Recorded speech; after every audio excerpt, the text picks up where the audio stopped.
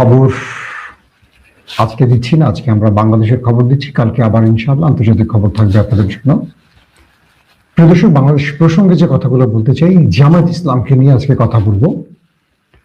যারা জামাতের দর্শক আছেন তারা বেশ টেনশনে আছেন যে পক্ষে বলবো না বিপক্ষে বলবো, পুরোটা শুনলে বুঝবেন। মূলত আজকে আমি আসলে জামাত নিয়ে কথা বলবো না, আমি আজকে কথা বলবো ইসলামী রাজনৈতিক শক্তি নিয়ে। হয়তোবা আলোচনাটা জামাতের পক্ষেও যেতে পারে, বিপক্ষেও যেতে পারে। পাশাপাশি বিএনপি কোন কোন ভুলগুলো করছে আর সেই ভুলগুলো বিএনপির জন্য কি কি বিপদ ডেকে আনতে পারে। বাংলাদেশে আবার সাংবাদিকতা বলতে আমরা যেটা বলছি সেটা হলো, আপনি যে দল করবেন সবসময় তার পক্ষে বলবেন, চোখ বন্ধ করে তার দাবিদারি করবেন এবং তার যত ভুল ত্রুটি আছে এগুলো গোপন করবেন। পরবর্তী যখন দল বিপদে পড়বে আপনি তখন আরেকটা নৌকায় লাফ দিয়ে উঠে যাবেন, ওই দলটা হাসিনার মতো দিল্লি চলে যাবে, আপনি হয়ে যাবেন বিএনপি। আবার বিএনপি যখন বিপদে পড়বে, এখানে যারা উড়ে এসে জুড়ে বসেছে তারা আবার আওয়ামী লীগের নৌকায় উঠে বসবে যদি আওয়ামী লীগ আসে। আর যদি আওয়ামী লীগ না আসে, জামাত আসে, এক রাতের অন্ধকারে সব আবার জামাত হয়ে যাবে। তখন দেখবেন বিএনপি খুঁজেও পাবেন না, বাটি চালান দিবে। আওয়ামী লীগ 5 তারিখের পর খুঁজে পেয়েছেন? 15.5 বছরে পুরো বাংলাদেশটা মনে হয়েছিল আওয়ামী লীগে ভরপুর, টইটুম্বর, কোথাও বিএনপি জামাত নেই, সব আওয়ামী লীগ। 5 তারিখের পর আওয়ামী লীগ খুঁজেই পাওয়া যায় না, সব তো আর দিল্লি যায় নাই, কোথায় আছে? সব অন্য দলের মধ্যে মিশে গেছে। তো বাংলাদেশে এই সংখ্যাটা বেশি। এই সংখ্যার বিরুদ্ধে যখন আমি ভিন্ন স্রোতে দাঁড়িয়ে কথা বলি তখন আমাকে নিয়ে অনেকে প্রশ্ন তৈরি হয়। স্বয়ং আমার ঘরের মধ্যেই, মানে আমার গোত্রীয় লোকরাই আমাকে নিয়ে প্রশ্ন তোলেন, আপনি আসলে কোন পক্ষে? আমি তাদেরকে বারবার একটা বিষয় বোঝাই, আমি দেশের জনতার পক্ষে, আমি হকের পক্ষে, ইনসাফের পক্ষে, বাংলাদেশের পক্ষে। আমার নির্দিষ্ট কোনো পক্ষ নেই। কাকে ভালোবাসি না বাসি সেটা আমার পেশাদারিত্বের সাথে কখনো যাবে না। দর্শক, ভূমিকাটি কেন দিয়েছি যাতে আপনারা পুরো বিষয়টা বুঝতে পারেন কি বলতে চাই আজকে। 71-এ স্বাধীনতা বিরোধী ছিল কি জামাত ইসলাম, তাই তো? জামাত ইসলাম এই ইস্যুটি কখনো পারফেক্টলি তার জনগণকে বোঝাতে পারেনি। আর জামাত বিরোধীরা সবসময় এটাকে নিয়ে রাজনীতি করেছে। জামাত 71-এর বিরুদ্ধে বা মুক্তিযুদ্ধের বিরুদ্ধে রাজাকার, শামস, আল বদর, অনেক কিছু বিচার হয়েছে, জামাত নেতাদের ফাঁসিও হয়েছে অনেকের, তাই তো? যখন গত 1.5 যুগ ধরে জামাতের সাথে বিএনপি কোয়ালিশন করেছিল, জোট বেঁধেছিল, আমরা সেই সময়টাতে 1.5 যুগে একবারও বিএনপির কোন নেতার মুখে শুনিনি জামাত স্বাধীনতা বিরোধী। বরং খালেদা জিয়া এবং লন্ডন থেকে তারেক রহমান জামাতের পক্ষ নিয়েছিলেন। তারা জামাতকে গণতান্ত্রিক রাজনৈতিক দল হিসেবে বিবেচনা করেছিলেন। এবং আজকে যারা জামাতকে রাজাকার, 71-এর মুক্তিযুদ্ধ বিরোধী বলছেন, এই বিএনপির কোন নেতা গত 1.5 বছরে মুখটা পর্যন্ত খোলেননি জামাতের বিরুদ্ধে। খেয়াল করেছেন আপনারা? শুনেছেন কখনো? না। বরং হাসিনার সমালোচনা করেছেন, হাসিনা বিচারের নামে প্রহসন করে বা হাসিনা এই অবৈধ বিচার ব্যবস্থা তৈরি করে, ট্রাইব্যুনাল তৈরি করে জামাতকে যা ফাঁসি দিচ্ছে তার বিরোধিতা করেছিল বিএনপি প্রধান নেতা বেগম খালেদা জিয়া এবং তারেক রহমান সহ আরো নেতারা। টকশোতে আমরা দেখেছি বিএনপি সবসময় জামাতের পক্ষে কথা বলতো। দৃশ্যটা পাল্টে যায় হাসিনা চলে যাবার পর। 5 তারিখের পর থেকে যখন দুটো বন্ধু দল তারা প্রতিদ্বন্দ্বী হয়ে ওঠে, অর্থাৎ রাজনীতিতে আওয়ামী লীগ যখন মাইনাস হয়ে যায়, বিএনপি আর জামাত প্রতিদ্বন্দ্বী হয়, তখন আবার সেই 71 মুক্তিযুদ্ধ কার্ড শুরু হয়ে যায়। আর জামাত সেইখানে কার্ডটা শুরু করে কি চাঁদাবাজি কার্ড, অর্থাৎ বিএনপি কে বানায় চাঁদাবাজ আর বিএনপি জামাতকে বানায় মুক্তিযুদ্ধ বিরোধী। সেই পুরনো ফিরিস্তিতে আবার আমরা প্রবেশ করি। এরপর দেখেন জামাতের জন্য খুব কঠিন একটা জায়গা তৈরি হয়েছে। ডক্টর শফিকুর রহমান মোটামুটি তার আলোচনার মাধ্যমে প্রজ্ঞা দিয়ে 71 ইস্যুটাকে মোটামুটি ডিলিট করে ফেলেছে। এখন আজকের প্রজন্ম জামাতকে 71 ইস্যুতে ব্লেম দেয় না, কারণ শেখ হাসিনা যখন রাজাকার শব্দটির মাধ্যমে বৈষম্য বিরোধীদেরকে ঘায়েল করতে চেয়েছেন তখন সবাই দাবি করেছিল তুমি কি আমি কি, রাজাকার রাজাকার। তার মানে রাজাকার বাংলাদেশে বৈধতা পেয়ে গেছে, একটা নতুন ন্যারেটিভ না, এটা পুরনো ন্যারেটিভ নতুন ভাবে বৈধতা পেয়ে যায়। তার মানে আমাদের বাংলাদেশের মানুষ এটা বুঝতে পারে যে রাজাকার শব্দটা একটা রাজনৈতিক শব্দ প্রতিপক্ষকে ঘায়েল করার জন্য। আর যারা দেশপ্রেমিক নিজেকে দাবি করে তারা একটা ফ্যাসিস্ট, তারা একটা স্বৈরাচার, তারা রাষ্ট্র জনগণের বিরুদ্ধে জানি, মানে হলো শেখ হাসিনা। তার মানে এখন আর আওয়ামী লীগ বা বিএনপি বা কেউ জামাতকে 71 ইস্যুতে ঘায়েল করতে পারবে না, কারণ এই প্রজন্ম এই ইস্যুটা আর মাথায় নেয় না, খায় না। এটা এখন তাদের মানে জামাতের বিরুদ্ধে ইস্যুটা আর বড় কোনো কি বলবো হাতিয়ার নয় বিরোধী দলের জন্য বা বিরোধী মতের জন্য। এরপর দেখেন জামাত ইসলামের যিনি বাংলাদেশে আমি যতটুকু জানি, যদি ভুল না হয়, প্রথম আমির অধ্যাপক গোলাম আযম, তিনি ভাষা আন্দোলন করেছেন। এটা আমার না, এটা ইতিহাসের কথা, এবং এটা বেগম জিয়াও স্বীকার করেছেন বা বিএনপির সিনিয়র নেতারাও স্বীকার করেন যে ভাষা আন্দোলনে ভূমিকা ছিল অধ্যাপক গোলাম আযমের। ভাবলেই আমি ভাষা আন্দোলনে গোলাম আযমের ভূমিকাকে যদি আমরা স্বীকার না করি তাহলে ইতিহাসকে অস্বীকার করা হবে। এই কথাটি কে বলেছেন? বিএনপির নেতা গয়েশ্বরচন্দ্র রায়। আমি আপনাদের স্ক্রিনে দেখাচ্ছি, দেখেন আপনারা, ফোকাসে কোনো প্রবলেম নাই, আছে কিনা দেখেন, মোবাইলে দেখাচ্ছি আপনাদের। এই কথাটি কে বলেছেন যে ভাষা আন্দোলনে গোলাম আযমের ভূমিকাকে যদি আমরা স্বীকার না করি তাহলে ইতিহাসকে অস্বীকার করা হবে। এটা বিএনপির একজন গুরুত্বপূর্ণ নেতা গয়েশ্বরচন্দ্র রায় বলেছেন। কিন্তু গোলাম আযমকে আমরা ভাষা সৈনিক বলি? কখনো বলি না। জামাত দাবি করলেও আমরা বলি না, কারণ রাজনৈতিকভাবে আমরা কখনো অন্যকে ক্রেডিট দিতে রাজি না। যেমন আওয়ামী লীগ 15.5 বছরে জনাব কি বলবো আমাদের আজকের যিনি প্রধানমন্ত্রী জনাব তারেক রহমানের বাবা, বাংলাদেশের স্বনির্ভর বাংলাদেশের কারিগর, সোনার বাংলা গড়ার যিনি কারিগর ছিলেন, শহীদ প্রেসিডেন্ট জিয়াউর রহমানকে পাকিস্তানি চর বলতো, পাকিস্তানি এজেন্ট বলতো, যিনি স্বাধীনতার ঘোষণা দিয়েছিলেন। যদি পাকিস্তান আলাদা না হতো, বাংলাদেশ স্বাধীন না হতো, যার মৃত্যুদণ্ড অনিবার্য ছিল, সেই শহীদ প্রেসিডেন্ট জিয়াউর রহমানকে আওয়ামী লীগ বলেছিল পাকিস্তানের চর, অথচ যিনি স্বাধীনতা যুদ্ধের ঘোষণা দিয়েছিলেন। আওয়ামী লীগ বিএনপিকে ক্রেডিট দিতে চায়নি। 15.5 বছর বা তার আগেও আওয়ামী লীগ পুরো ক্রেডিট শেখ মুজিবের ঝুলিতে রাখতে চেয়েছে। এই দেশটা হলো এমন একটি দেশ, এখানে রাজনৈতিক মতাদর্শের কারণে কেউ কাউকে ক্রেডিট দিতে রাজি না, কিন্তু একে অপরের অপপ্রচার প্রপাগান্ডার জন্য একদম সদা প্রস্তুত থাকে। বিএনপির মধ্যে রাজাকারের সংখ্যাও আছে, মুক্তিযুদ্ধের সংখ্যাও আছে। সর্বাধিক রাজাকারের সংখ্যাটা পাওয়া গেছে ইতিহাসে, বা যেটা আমাদের আওয়ামী লীগ আমলে এই তালিকা করতে গিয়ে সর্বাধিক তালিকায় পাওয়া গেছে আওয়ামী লীগের, মানে আওয়ামী লীগের ভেতরে রাজাকারের সংখ্যা। তারপর দ্বিতীয় সারিতে পাওয়া গেছে বিএনপির, জামাতের মধ্যে হাতে গোনা অল্প কিছু রাজাকার পাওয়া গেছে। কিন্তু ইতিহাসের পাতা বাঁধলেন বাংলাদেশের রাজনীতির পার্সপেক্টিভে আমরা কি দেখি? রাজাকার মানেই জামাত। এখন কথাগুলো জামাতের পক্ষে যাচ্ছে, তাই তো? খুশি হচ্ছেন অনেকে, না? তো ভাষা আন্দোলন নিয়ে জামাত সবচেয়ে বড় বিপদে পড়েছে কি? জামাত কোন ইট সিমেন্টের তৈরি কোন ভাস্কর্যের সামনে ফুল দিয়াকে হারাম মনে করে। এটা জামাত না, এটা ইসলাম মনে করে। কোরআন এবং হাদিসের ব্যাখ্যা অনুযায়ী এটি করা যাবে না। এটি ইসলামী যত ভাবধারার লোক আছেন বা ইসলাম বিশ্বাসী যত লোক আছেন তারা এটি মনে করে থাকেন, বা এটি কোরআন হাদিসের ব্যাখ্যা অনুযায়ী তাই বলা হয়। কিন্তু আমরা দেখলাম 21শে ফেব্রুয়ারিতে এবার জামাতের আমির তার বিরোধী শিবিরে বসে থাকা পার্লামেন্ট মেম্বারদের নিয়ে ফুল দিতে গিয়েছেন এবং দোয়া করেছেন।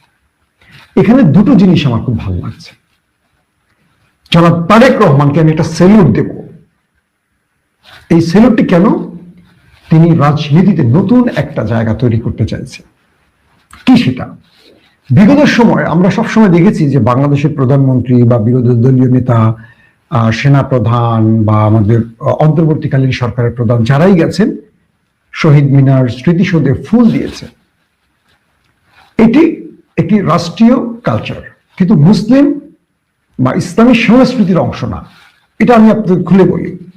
যখন আপনি রাষ্ট্রীয় কালচার হিসেবে দেবেন এটি ঠিক আছে, যখন আপনি এটিকে মুসলিমদের বা ইসলামী পরিভাষায় জায়েজ না জায়েজের ব্যাখ্যা আসবে তখন এটার অনেক মাসলা মাসাইল থাকবে। সেই মাসলা মাসাইল দেব না, আমি স্কলার না, এটা বিতর্ক তৈরি করতে চাই না। কিন্তু জনাব তারেক রহমান কি করেছেন?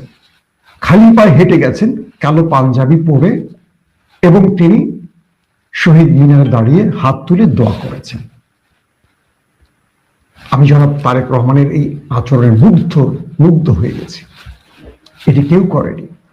তিনি যে ভেতরে ইসলামকে লালন করেন জনাব তারেক রহমান, এবং তিনি যে একটা বিশ্বাস লালন করেন সেটা আজকে তার কর্মের মাধ্যমে প্রমাণ করেছে। কাউকে তোয়াক্কা করেন, নিজে একা খালি পায়ে হেঁটে গেলেন এবং হাত তুলে দোয়া করলেন। একজন মৃত ব্যক্তির জন্য ফুল কি গুরুত্বপূর্ণ নাকি দোয়া গুরুত্বপূর্ণ? যদি মুসলিম হন এটা আপনারা জানেন। আমি মরে গেলে আমার কবরে ফুল দিয়ে পূজা করতে পারবেন, আমার আমলে আরো কয়েকটা ফেরেশতাদের লাঠির বাড়ি যোগ করতে পারবেন, কিন্তু আমার কবরের পাশে গিয়ে যদি ফাতিহা পড়েন, কোরআনের কোনো আয়াত তেলাওয়াত করেন, কোনো সূরা পড়ে দোয়া করেন, এটা আমার আমলে যোগ হবে বা আমার জন্য কবরের আযাব কমবে। এটা হলো মুসলিম সংস্কৃতি। তো তারেক রহমান সেই কাজটি করলেন এবং জামাত আমির তিনি একই কাজই করলেন। তারা গেলেন, সেখানে গিয়ে হাত তুলে ভাষা শহীদদের জন্য দোয়া করলেন। অর্থাৎ সরকারি দলের প্রধানমন্ত্রী তারেক রহমান, বিরোধী দলের নেতা জনাব ডক্টর শফিকুর রহমান, দুজন একই কাজ করলেন। রাষ্ট্রীয় কালচার হিসেবে ফুল দিলেন আর মুসলিম হিসেবে দোয়া করলেন।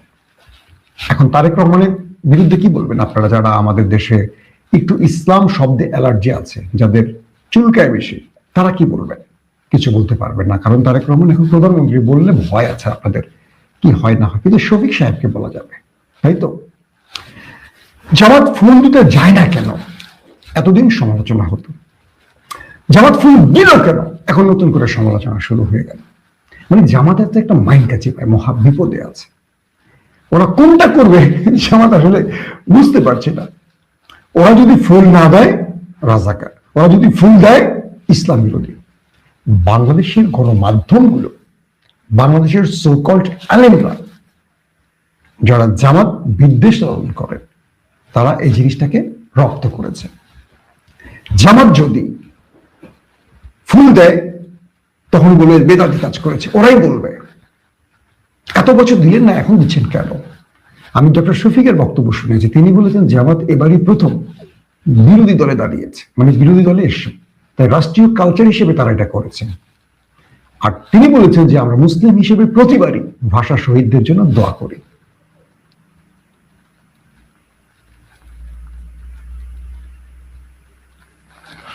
এখন বিষয়টা কি হয়েছে, এখানে জামাতের সমালোচনা করতেই হবে, ভালো করুক আর খারাপ করুক, এখান থেকে আমাদের আসলে ফিরতে হবে। বিএনপির সমালোচনা করতেই হবে, ভালো করুক আর খারাপ করুক, এখান থেকে আমাদের ফিরতে হবে। জনাব তারেক রহমান ক্ষমতায় বসছেন মাত্র কদিন, বিরোধী শিবির থেকে প্রতিদিন তাকে নিয়ে সমালোচনা করা হয়।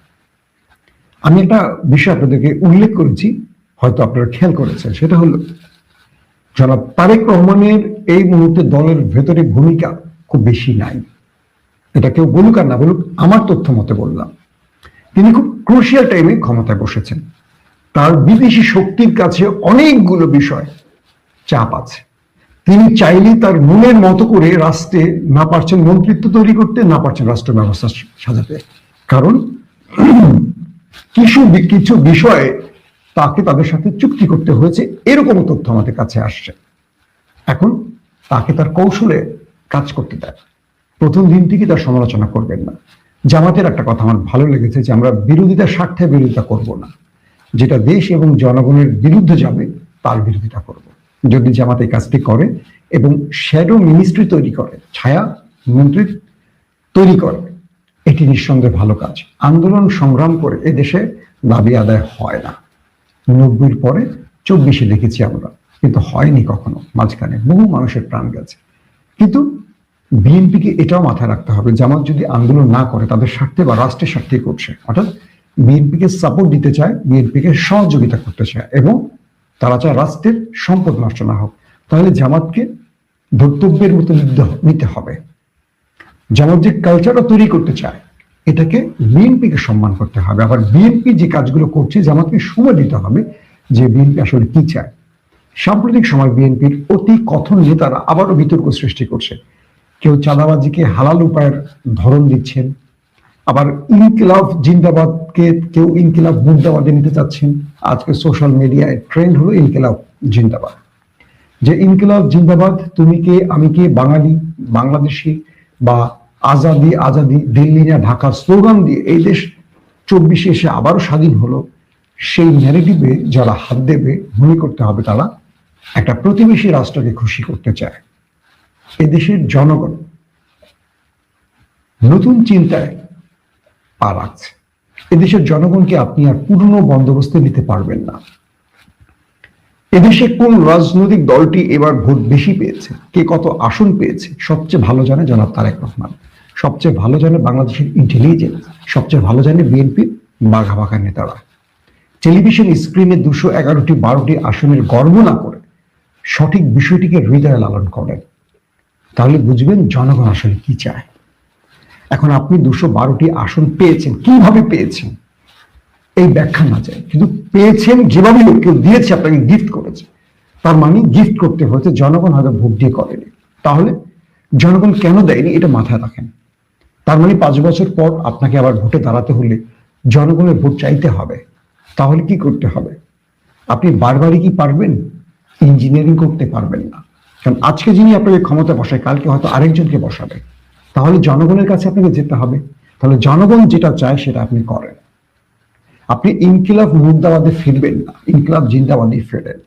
দিল্লি না ঢাকা এই স্লোগানটিকে বাতিল করবেন না, আজাদির এই আন্দোলনকে থামাবেন না। আমাদের যুবকরা যে লড়াইতে নেমেছে, এটা শুধু হাদির একার লড়াই নয়, এটা হাসনাত নাহিদদের একার লড়াই নয়, এটা আমাদের সবার লড়াই। এই লড়াই যতদিন বিজয় না হবে আমরা ততদিন আমাদের আন্দোলন থেকে ফিরে যাব না। আবারও বলছি, এটি অবশ্যই বাংলাদেশের স্বাধিকার আন্দোলনের একটি পরিভাষা। যদি আপনি মানেন আপনি বিজেতা, যদি আপনি না মানেন আগামী দিন আপনি পরাজিত। এখন যে কথাটি দিয়ে শেষ করতে চাই, আমরা বাংলাদেশের রাজনীতিতে এই মুহূর্তে আওয়ামী লীগকে দেখছি না, কিন্তু আজকে দেখলাম বিভিন্ন জায়গায় আওয়ামী লীগ আত্মপ্রকাশ করেছে এবং তারা 21শে ফেব্রুয়ারি পালনে মাঠে নেমেছে। এবং এই জন্য পুরোপুরি দায়ভারটা বিএনপির ঘাড়ে যাচ্ছে, কারণ বিএনপি এই মুহূর্তে টার্গেট করছে জামাতকে, আওয়ামী লীগকে না। বিভিন্ন পাড়ায় মহল্লায় জামাতে কে ভোট দিয়েছে, জামাতে কে এজেন্ট থেকেছে, কে জামাতে পক্ষ নিয়েছে, তাদেরকে ধরা হচ্ছে, মারা হচ্ছে, বিভিন্ন রকম এলোমেলো কাজ হচ্ছে। কিন্তু মাঝখান থেকে তারা আওয়ামী লীগকে বন্ধু বানিয়ে কাঁধে হাত দিয়ে হাঁটতে শুরু করেছে, বিভিন্ন জায়গায়, সব জায়গায় না। আমি বুঝতে পারছি না 15.5 বছরের স্মৃতিগুলো বিএনপিকে ভুলে গেছে। যদি তারা 15.5 বছরের স্মৃতি মাত্র 4 দিনে ভুলে যায়, মনে রাখতে হবে তাদের জন্য আবারও আসবে 50 বছরের দুঃসহ স্মৃতি। 15.5 বছরের পর 50 বছরের জন্য আসবে। এটা মাথায় রেখে আওয়ামী লীগের কাঁধে হাত দিয়ে হাঁটার চেষ্টা করবেন। বন্ধুকে শত্রু বানাবেন না, শত্রুকে বন্ধু বানাবেন শুধু ক্ষমতার জোরে, এটা ঠিক হবে না। আমি রাজনীতির এই জায়গাগুলোতে একেবারে আপোষ করতে চাই না। আমি মনে করি যে অন্যায় করেছে তার বিচার হোক, যে অন্যায় করেনি সে ছোট হোক আর বড় হোক, তার উপর আপনি আপনার দমন পীড়ন চালাবেন না, আপনার নির্যাতনের স্পিন রোলার চালাবেন না। যে সহনশীল, যে ধৈর্যশীল, তাকে বারবার ধৈর্যের পরীক্ষা নেবেন না। আওয়ামী লীগকে এই রাজনীতিতে যদি আবারও ফিরিয়ে আনতে চেষ্টা করে বিএনপি, আমি বারবার বলছি আওয়ামী লীগ টিকে যাবে, বিএনপি হারিয়ে যাবে, কেউ মানেন আর না মানেন। এই দেশে রাজনীতিতে জামাত প্রধান বিরোধী দলে চলে এসছে। এখন একটি পক্ষে থাকবে মূল ফরম্যাটে, হয় বিএনপি নয় জামাত, হয় বিএনপি নতুবা আওয়ামী লীগ। জামাত জামাতের জায়গা চলে গেছে, এই জায়গা কেউ করে নিতে পারবে না। যেমন ভারতে তাকান, বিজেপি কংগ্রেস, আমেরিকায় তাকান ডেমোক্রেট রিপাবলিক, আপনি ইংল্যান্ডে তাকান সেখানেও লেবার আর হলো আরেকটা কি লেবার পার্টি আর হলো আপনার ভুলে গেছি এই মুহূর্তে মনে পড়ছে না। বাংলাদেশেও বিএনপি আওয়ামী লীগ, প্রতিটা দেশে দুটো দল থাকে। তো এই দুটো দলের মধ্যে খেলাটা চলে, সবসময় চলে, যুগের পর যুগ এটাই চলে। বাংলাদেশে সে জায়গাটা এসছে জামাত ইসলাম এবং এবার বিএনপি। আওয়ামী লীগ হারিয়ে গেছে এবং জাতীয় পার্টি নেই। এবার নির্বাচনে জাতীয় পার্টি একটি আসনও পায়নি, ভোটের র্যাঙ্ক দেখলাম আমরা খুব লো। তার মানে হলো বাংলাদেশে ইসলামী শক্তি এখন মূল শক্তির ঘাড়ে নিঃশ্বাস ছাড়ছেন। যদি আপনারা মনে করেন যে আওয়ামী লীগকে সঙ্গে নিয়ে জামাতকে দুর্বল করবেন, আর পারবেন না। যাকে দুর্বল করতে চাইবেন সে আরো শক্তিশালী হবে। যেমন বিএনপি জামাত শক্তিশালী হয়েছে, আওয়ামী লীগ 15.5 বছর দুর্বল করতে সবকিছু করেছে, খুন, গুম, ক্রসফায়ার, ফাঁসির রায়, সব রকম চেষ্টা করেছে, কিন্তু আওয়ামী লীগ এক নিমিষে হারিয়ে গেছে এক আন্দোলনে। কিন্তু বাংলাদেশে 212টি আসন বিএনপি পেয়েছে, 80-র মতো আসন জামাত ইসলাম পেয়েছে। তার মানে কি দাঁড়ালো? জনগণ বুঝে সবকিছু। এখন আমাদের করণীয়টা কি? করণীয়টা হলো বিএনপি এবং জামাতের মধ্যে একটা আন্ডারস্ট্যান্ডিং তৈরি করতে হবে, একজন বিরোধী একজন সরকার পক্ষ।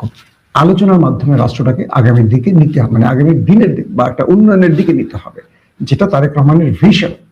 তিনি চান জনগণের জন্য একটা রাষ্ট্র ব্যবস্থা তৈরি করতে। জামাত বিএনপিকে সাহায্য করবে, বিএনপি জামাতকে সাহায্য করবে। অর্থাৎ বিরোধিতা মানি পূর্বের মতো জ্বালাও পোড়াও, জেল জুলুম মারপিট এগুলো যেন না হয়। 2 নম্বর, রাষ্ট্রের গুরুত্বপূর্ণ পদে সব বিএনপিকে বসাবেন না, বসালে আবার আওয়ামী লীগের মতো ফ্যাসিজম তৈরি হবে। নিউট্রাল নিরপেক্ষ মেধাবী লোকগুলোকে নিয়োগ দেন এবং নিয়োগ প্রক্রিয়া মানে ঘুষটা পুরোপুরি বন্ধ করেন।